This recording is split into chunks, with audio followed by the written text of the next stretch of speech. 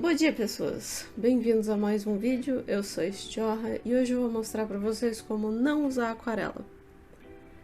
Não, brincadeira, esse não é o tema do vídeo, mas meio que acaba sendo. Antes de explicar o tema do desenho, eu vou falar um pouco dos materiais. Bem, o material. Eu usei o kit de aquarelas em pastilha Sakura Koi de 48 cores. Eu não tenho muito costume de usar aquarela. Por muito tempo eu só fiquei nos marcadores e ilustração digital, mas na época que eu comprei, que fazem uns bons anos aliás, eu queria me aventurar um pouquinho com materiais diferentes, testar técnicas novas e ver se eu conseguia me aproveitar delas de alguma forma. Acontece que eu nunca tive muita paciência para aquarela. Toda essa coisa de deixar fluir, não ter controle sobre a tinta e tudo mais era uma coisa que eu não conseguia fazer nos meus anos áureos da faculdade. Alguém entrega pra ela a carteirinha de senhora de uma vez, fazendo favor? Tá, mas se você nunca teve paciência pra usar aquarela, por que você comprou isso daí então? Olha, a resposta curta pra isso é porque eu sou idiota. A resposta longa é porque eu sou uma viciada em materiais de arte e coisas coloridas. O quê? Não me julga? Você provavelmente também é assim. O ponto é que eu voltei a ter vontade de testar novos materiais e dar uma nova chance para aqueles materiais perdidos na Nárnia, que é o armário das minhas coisas artísticas. E apesar de eu nunca ter gostado de usar aquarela, eu sempre adorei peças feitas com aquarela. Eu só nunca treinei o suficiente para conseguir um resultado que fosse, bom, satisfatório para mim. Então, né, por que não tentar? Sendo bem sincera, eu tenho dificuldade de ter toda aquela paz e que a aquarela precisa para ficar legal, do jeito que eu quero, mas eu só meio que acreditei no processo e paguei para ver. Por mais que eu não tenha experiência com o material em si, eu posso dizer seguramente que de todas as mídias diferentes que existem, a aquarela com certeza tá nos primeiros a precisar de um tipo de folha muito específica para começar a dar certo. O papel que eu usei aqui, se eu não me engano, é um Canson Mix Media, que meio que funciona para desenhos aquarelados, mas que é tipo a soleira da porta de entrada no quesito de papéis para aquarela. Ele é um papel bem grossinho, tem gramatura 300 e é o mínimo que você precisa para começar. Se eu não me engano, eu paguei por volta de R$1,50 a folha, então acaba saindo bem em conta.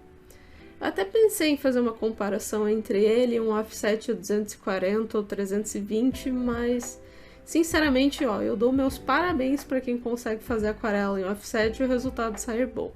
Eu rascunhei esse desenho no meu sketchbook algumas vezes para definir cores e misturas e a diferença entre os dois é absurda.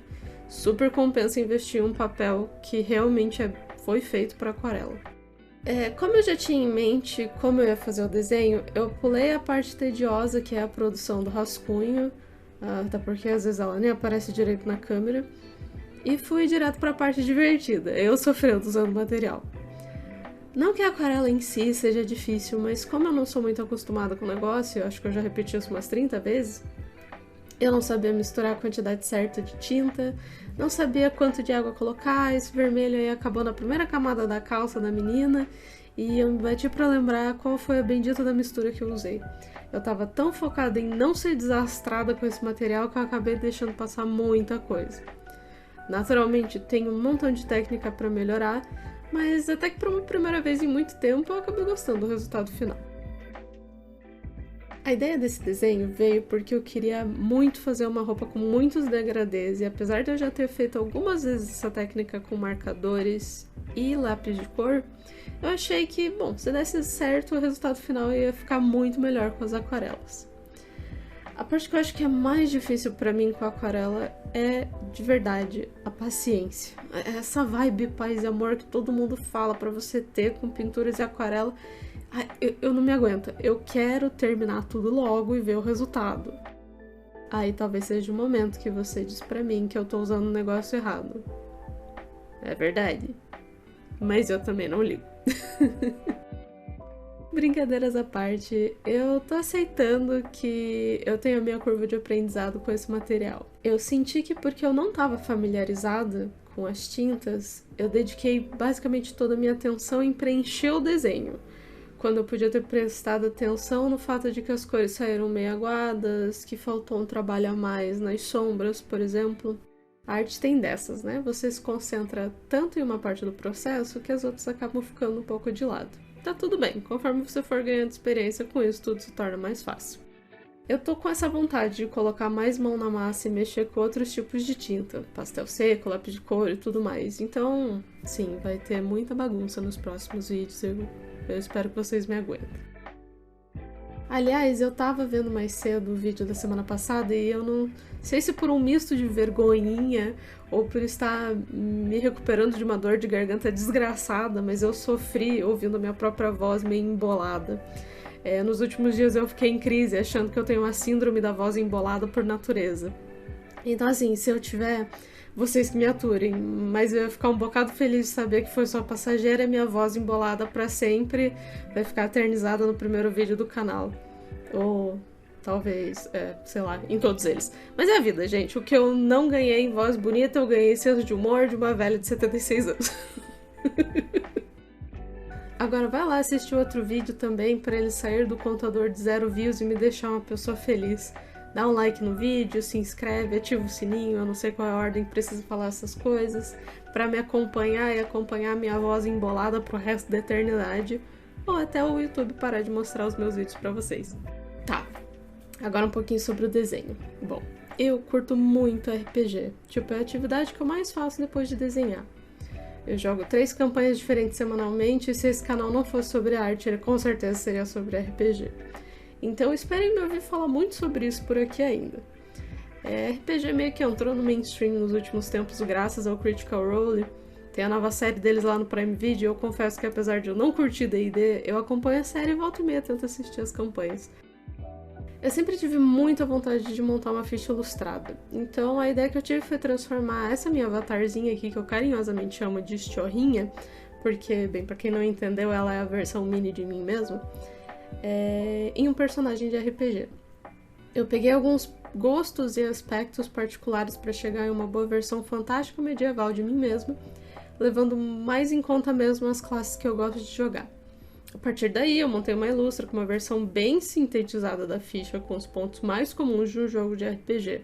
Uma ficha comum, na verdade, tem bem mais informações, mas eu fiquei satisfeita com apenas essas aqui. Atributos base, classe de armadura, pontos de vida e testes de resistência, que são provavelmente os itens que deve ter um paralelo em todos os sistemas que existem por aí. Mas o sistema base que eu usei foi o Pathfinder, que é o meu sistema do coração. É o que eu mais jogo, eu mestro a minha própria campanha no sistema, e ele meio que é um sucessor espiritual do D&D 3.5.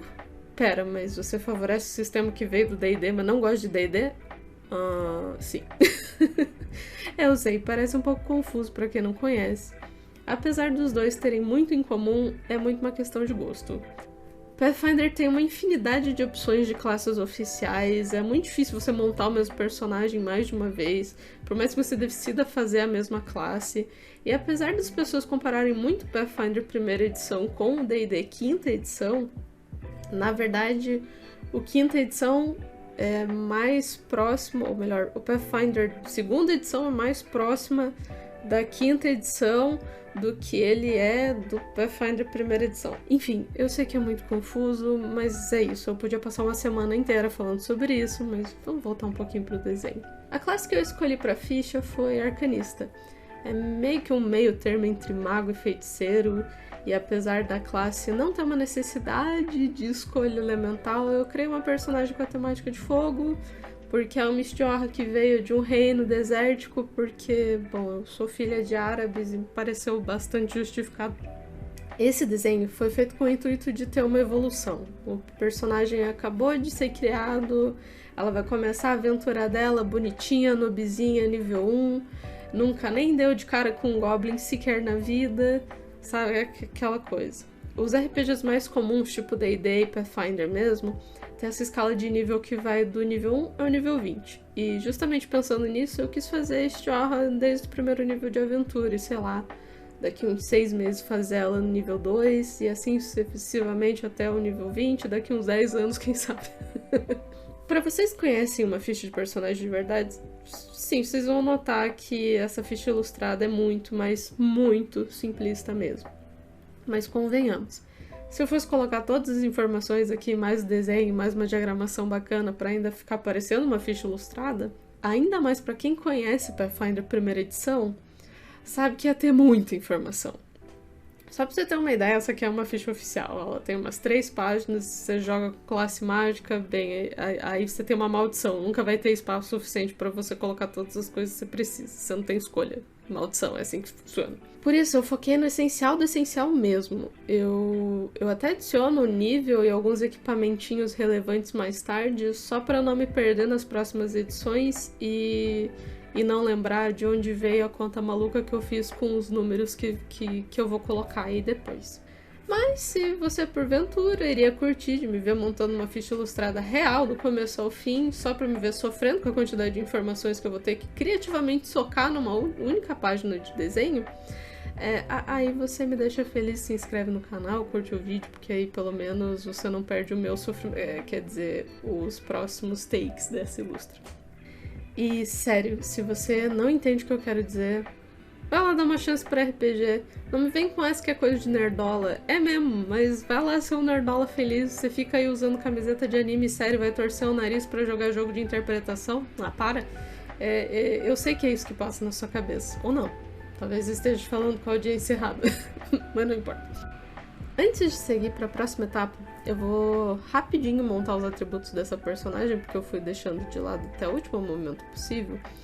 E essa é uma ferramenta específica de Pathfinder. Eu não sei se existe um paralelo para D&D, mas enfim, ela é uma grandíssima ajuda na hora de montar um personagem sem ter que ficar fazendo contas complicadas demais. Eu vou deixar o link aqui na descrição. E pronto, ok. Bora pra parte final do desenho. Isso aqui é um pozinho colorido que se chama Pod Emboss. E esse em particular, ele tem um efeito metálico bronze que fica bem bonitinho. Você já vai ver como funciona. Essa bolsinha que eu passo no papel é uma bolsinha de talco. Ela serve para tirar toda a estática que o papel carrega. Eu usei com essa caneta de cola porque era a caneta de ponta mais fina que eu tinha. Ela tem uma colinha bem líquida, mas não chega a escorrer, então funcionou muito bem para o que eu queria como resultado final. Se é algo que vocês têm interesse em conhecer mais sobre, ele não é muito usado em ilustração, ele é mais um material de scrapbook do que qualquer outra coisa, mas eu tinha em casa e achei que ia criar pontos de interesse legais assim na arte. O que eu fiz foi aplicar cola, passar o pó, tirar o excesso, aplicar cola em outro lugar, colocar o pó, tirar o excesso, até eu completar todas as partes que eu queria.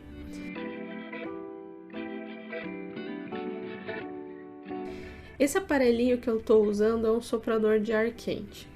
Funciona com secador de cabelo? Não. O Pod Emboss ele precisa de uma temperatura um pouco mais alta, porque a graça dele é que ele derrete e ele se fixa no papel sozinho, por isso que ele não precisa de uma cola muito resistente. E apesar do papel ter enrugado bastante, tanto por conta da aquarela quanto por conta do calor que foi aplicado, depois eu deixei ele embaixo de um pezinho e ficou lisinho de novo. Acabou que esse foi o resultado, e apesar das cores terem ficado um pouquinho sem saturação, eu gostei bastante do resultado para uma primeira vez, depois de muito tempo usando aquarela, né? Eu espero que vocês também tenham gostado de acompanhar esse processo torto que eu fiz e esperem por mais materiais curiosos por aqui. Não deixa de se inscrever, curtir o vídeo, sininho, toda essa coisa toda que vocês já sabem, caso vocês tenham curtido, e até a próxima semana!